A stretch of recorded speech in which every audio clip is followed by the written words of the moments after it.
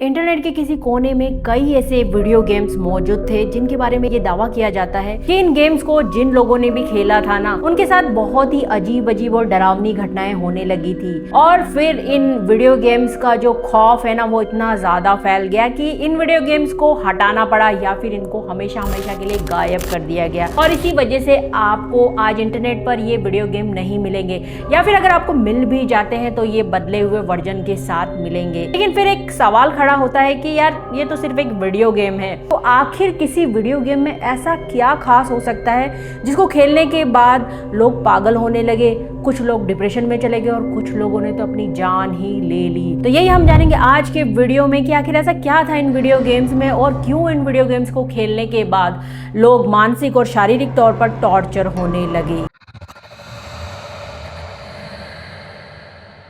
1981 में अमेरिका के ओरेगन शहर के गिने चुने गेमिंग पार्लर्स में अचानक एक अजीब सी ब्लैक आर्केड मशीन इंस्टॉल की जाती है जिसके ऊपर लिखा हुआ था पॉलीबियस। वैसे एक नॉर्मल सा स्पेस शूटर गेम था जिसमें एक ब्लैक कलर का बैकग्राउंड था और उस पे ब्राइट नियॉन कलर के जियोमेट्रिक शेप होते थे जैसे कि ट्रायंगल एंड सर्कल, और जो भी प्लेयर होता था उसको कंट्रोलर की मदद से इन तेजी से घूमते हुए दुश्मनों को शूट करना होता था। वैसे ये गेम आते ही काफी ज्यादा फेमस हो गया था और इस गेम को खेलने के लिए लोगों की लंबी लंबी लाइनें तक लगने लगी थी। लेकिन इस गेम के इंस्टॉल होने के एक हफ्ते बाद ही ओरेगन शहर में कुछ अजीब अजीब घटनाएं होना स्टार्ट हो गई। तो जितना मैंने आपको इस गेम के बारे में बताया है ना, तो वो जानने के बाद आप लोग सोच रहे होंगे कि यार ये तो एक नॉर्मल सा गेम है, तो आखिर ऐसा क्या खौफनाक और डरावना इस गेम में हो सकता है। तो एक्चुअली इस गेम की स्पीड बहुत ज़्यादा फास्ट होती थी और इस गेम के जो ग्राफिक्स और ब्राइट लाइट्स थी वो बहुत तेज़ी से फ्लैश करती थी, और इसी वजह से जो गेमर होता था ना, उसको अपनी आंखें स्क्रीन पर टिकाए रखनी होती थी। तो जो लोग इस गेम को कुछ मिनटों से ज़्यादा के लिए खेलते थे तो उनके सिर में ना भयंकर माइग्रेन होने लगता था, अनिद्रा यानी कि इंसोमिनिया, और रात में रोंगटे खड़े कर देने वाले सपने आने लगे थे। इनफैक्ट कुछ प्लेयर्स का तो ये तक दावा है कि इस गेम्स को खेलते हुए कुछ मिलीसेकंड के लिए स्क्रीन पर किल योरसेल्फ या फिर नो थॉट्स जैसे शब्द फ्लैश हुए थे, और जैसे उन्होंने इन शब्दों को पढ़ा था ना, तो वो स्क्रीन के सामने बेहोश हो गए थे। वैसे ये तो कुछ भी नहीं था, लेकिन इससे भी ज्यादा अजीब घटनाएं होती थी जो कि पुलिस रिकॉर्ड में भी दर्ज है। एक्चुअली हर हफ्ते गेमिंग पार्लर्स में ब्लैक सूट बूट में बड़े रहस्यमयी लोग आते थे जिनको कि मैन इन ब्लैक कहा जाता था। और ये जो लोग होते थे ना, वो मशीन से सिक्के कलेक्ट करने के लिए नहीं आते थे, बल्कि ये लोग मशीन के पीछे से डेटा और प्लेयर्स के जो लॉग्स होते हैं ना, वो कलेक्ट करते थे। इस गेम के रिलीज होने के एक महीने के अंदर एक 13 साल के बच्चे की पॉलीबियस गेम खेलने के बाद दिल का दौरा पड़ने से डेथ हो जाती है। और इस घटना के बाद रातों रात ये जो रहस्यमयी काले सूट बूट वाले लोग थे ना, इन्होंने पूरे शहर से इन मशीनों को गायब कर दिया जैसे कि ये कभी थी ही नहीं। वैसे इस गेम के बारे में मॉडर्न रिसर्चर का ये मानना है कि ये वीडियो गेम लोगों के एंटरटेनमेंट के लिए नहीं बनाया गया था, बल्कि ये अमेरिका की खुफिया एजेंसी CIA का एक गुप्त माइंड कंट्रोल एक्सपेरिमेंट था जो कि उनके कुख्यात प्रोजेक्ट MK अल्ट्रा का हिस्सा था। फरवरी 1996 में निंटेंडो कंपनी ने अपना एक बेहद famous Pokemon red and green video game Japan में लॉन्च किया। अब पहले तो सब कुछ नॉर्मल ही था और बच्चे इस गेम के ना दीवाने हो गए थे। वैसे इस गेम के लेवल में एक खास इलाका आता था, एक काल्पनिक शहर जिसका नाम था लेवेंडर टाउन, और इसका जो थीम था ना, वो था शॉक एंड मौत। पूरे पोकेमॉन ब्रह्मांड में ये इकलौती ऐसी जगह थी जिसे मरे हुए पोकेमॉन्स का कब्रिस्तान बनाया गया था, और स्क्रीन का जो कलर होता था ना, वो काफी ज्यादा फीका और उदास कर देने वाला होता था। वैसे प्लेयर को अपने पोकेमॉन कैरेक्टर को 2D स्क्रीन पर चलाते हुए इस भूतिया टाउन के गगनचुंबी पोकेमॉन टावर के अंदर ले जाना होता था, और यहाँ पर जो भटकती हुई आत्माएं होती ना, उनसे लड़ना होता था। और फिर इस गेम के लॉन्च होने के कुछ हफ्तों बाद ही इस गेम ने अपना असली रंग दिखाना शुरू किया, और 7 से 12 साल के लगभग 100 बच्चों ने बिना किसी रीजन के हत्या कर ली, और 100 से ज्यादा बच्चे गंभीर रूप से बीमार पड़ गए। फिर पुलिस और डॉक्टर्स ने जब इस घटना की छानबीन की तो उन्होंने इन सारे बच्चों में एक बात कॉमन पाई कि मरने और बीमार होने से पहले इन सारे बच्चों ने अपने कान में हेडफोन लगाकर पोकेमॉन का वो लेवेंडर टाउन वाला हिस्सा खेला था। वैसे प्रॉब्लम इस लेवेंडर टाउन के ओवरऑल ग्राफिक्स में नहीं थी, बल्कि प्रॉब्लम था इसका बैकग्राउंड म्यूजिक।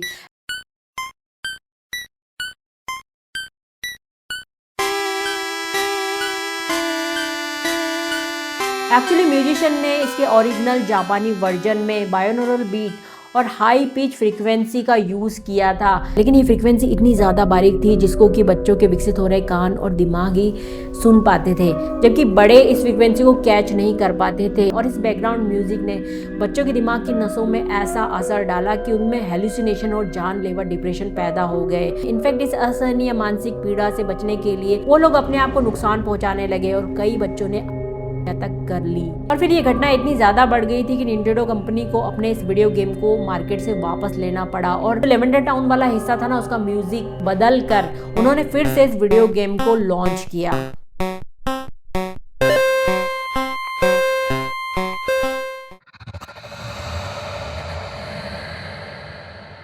अब बात करते हैं इतिहास के सबसे ज्यादा घिनौने, रहस्यमय और डरावने गेम की। वैसे इस गेम को ना किसी भी गेमिंग कंपनी ने प्रॉफिट कमाने के लिए नहीं बनाया था, बल्कि इस गेम को इंटरनेट के सबसे ज़्यादा अंधेरे और ख़तरनाक कॉर्नर मतलब कि डार्क वेब से निकाला गया था।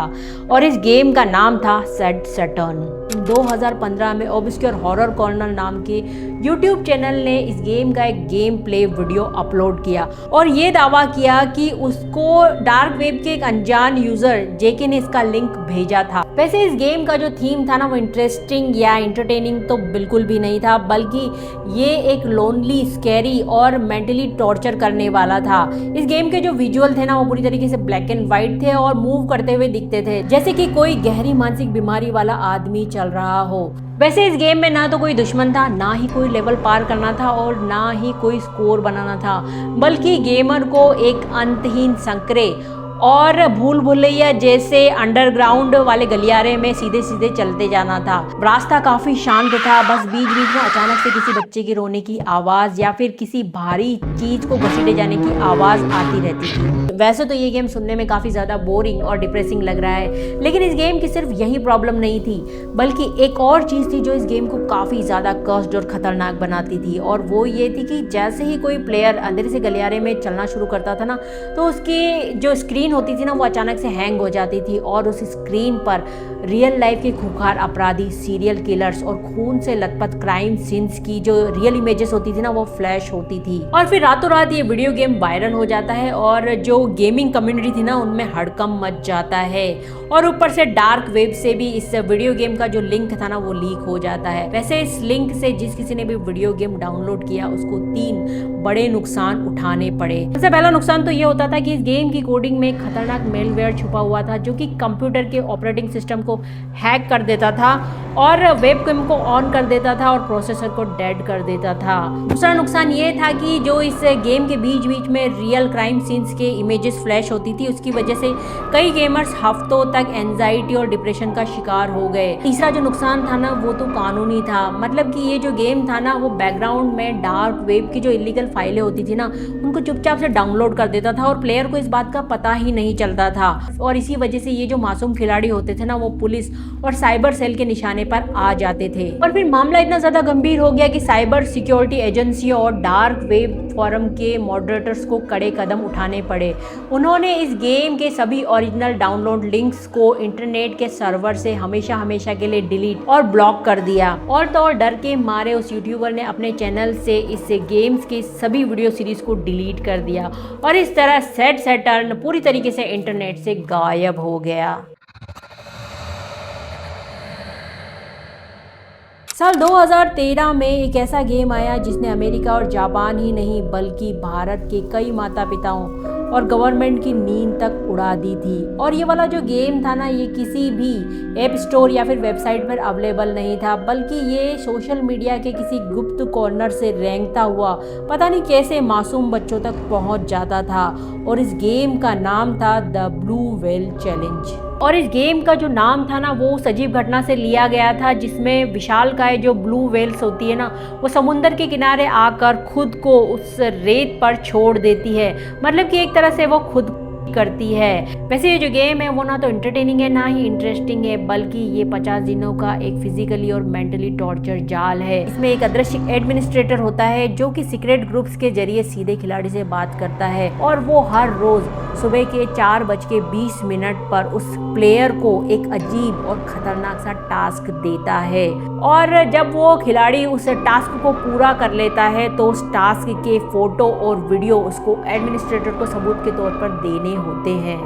वैसे जब कोई प्लेयर इस गेम को खेलना शुरू करता था ना तो शुरुआत में उसको काफ़ी मज़ा आता था, क्योंकि शुरुआत के जो चैलेंजेस होते थे ना वो काफ़ी ज़्यादा सिंपल होते थे और काफ़ी ज़्यादा इंटरेस्टिंग और चैलेंजिंग होते थे। जैसे कि सुबह 4:20 पर उठकर डरावनी मूवीज़ देखना, अजीब अजीब से म्यूज़िक को सुनना। लेकिन जैसे जैसे दिन आगे बढ़ते थे ना ये जो टास्क होते थे और ज़्यादा दर्दनाक और हार्ड होते चले जाते थे। जैसे कि ब्लेड से हाथ पे ब्लू व्हेल की आकृति बनाना, रात में किसी ऊंचे पुल या फिर छत के कॉर्नर पे खड़े होना, और कभी कभी तो पूरा दिन किसी से बात ना करना जैसे चैलेंजेस होते थे। लेकिन अब सोचने वाली बात यह है कि जब ये चैलेंजेस इतने ज्यादा हार्ड और दर्दनाक हो जाते थे तो कोई बच्चा क्यों इन चैलेंजेस को करता था? वो क्विट भी तो कर सकता था, इस गेम से एग्जिट भी तो कर सकता था। लेकिन सच तो ये है कि वो चाहकर भी ऐसा नहीं कर सकता था। वो इसलिए क्योंकि शुरुआत में ही इस गेम का जो एडमिनिस्ट्रेटर होता था ना वो उस बच्चे के फोन को हैक कर लेता था और उसमें से उसके प्राइवेट फोटोज, वीडियोज,